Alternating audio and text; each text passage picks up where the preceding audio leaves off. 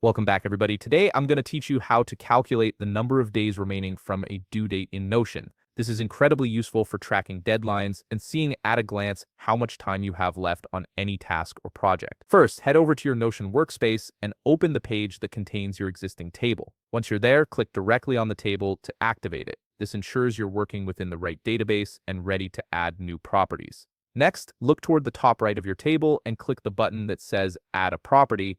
This opens up a menu where you can choose what type of column you want to create. From the options that appear, select Formula. The formula property is what allows Notion to perform automatic calculations based on the data in your table. Now you'll be prompted to name this new property. Go ahead and type days remaining as the name. This makes it clear what the column is tracking. After naming it, click on the days remaining column header you just created and select Edit Formula from the dropdown.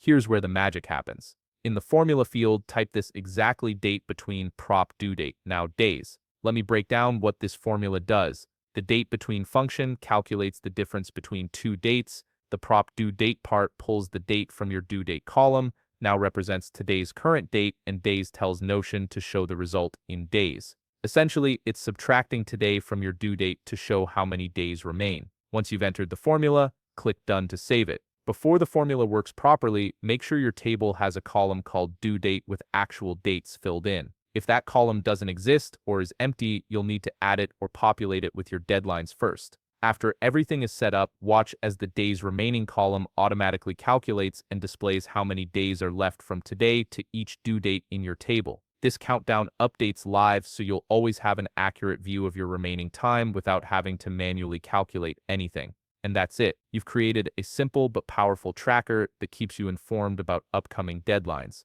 If you found this video helpful, please leave a like, subscribe, and see you in the next video.